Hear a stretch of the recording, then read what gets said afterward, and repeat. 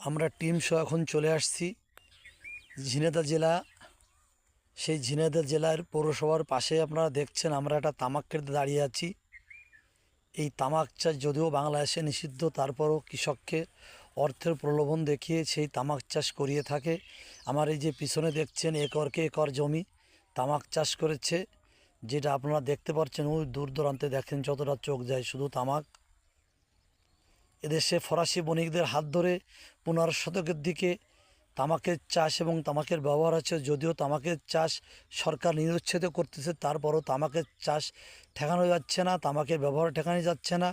যত রোগ বাধাতে লোক মারা যায় তার 80% লোকই মারা যায় তামাকজাত নেশার কারণে মারা যায়। সেই তামাকের চাষ বাংলাদেশের রংপুর, লালমনিরহাট, কুষ্টিয়াতে কিছু দেখা যায়, কিন্তু আমাদের নড়াইল, যশোর, মাগুরা, ফরিদপুর এখানে নাই। কিন্তু আমরা ঝিনাইদহ এসে পেয়ে গেলাম সেই তামাক চাষ। সেই তামাক চাষ আপনারা ক্ষেত্রে আপনারা দেখছেন। এই তামাক চাষের ফলে মাটির উর্বরতা নষ্ট হয়। এই মাটিতে দুবার তামাক দিলে তৃতীয়বার আর কোনো ফসল হবে না। যেন কৃষক অধিক মুনাফার আশায় তামাক চাষ করে, আসলে এটা ঠিক নয়।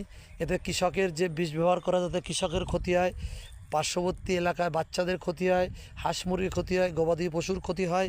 আর আমরা দাঁড়ায় এখানে ভিডিও করছি, আপনারা পিছনে দেখছেন বিশাল বিশাল ক্ষেত, আমাদের নাকে বন্ধ হয়ে যাচ্ছে দুর্গন্ধ তামাকের। তারপরে দাঁড়িয়ে আপনারা দেখান যেন ভিডিও করছি। ভালো থাকবেন। আমাদের রেজাউল্লাহ, কৃষ্ণনগর, নড়াইল। তামাকের ক্ষেত আপনারা দেখছেন, ঝিনাইদহ জেলা।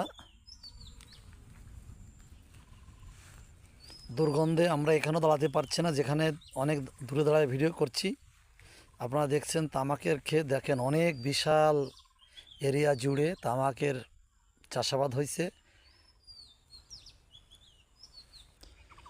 15 শতকের শেষের দিকে, প্রথমের দিকে ফরাসি বণিকদের হাত ধরে এদেশে তামাকের ব্যবহার এবং চাষাবাদ আসে। তারাই ধারাবাহিকতায় এখনও তামাকের চাষ চলছে, যদিও এদেশে তামাকের চাষ নিষিদ্ধ। কৃষকদের বিভিন্ন কোম্পানি অর্থনৈতিক লোভ দেখিয়ে চাষাবাদ করে থাকেন। এই চাষাবাদের ফলে এই যে আমরা এখানে ভিডিও করতেছি, আমাদের দুর্গন্ধ নাকে চলে আসতেছে। জীববৈচিত্র্য, শিশু, সব কিছুই পরিবেশ নষ্ট হচ্ছে, গবাদি পশু।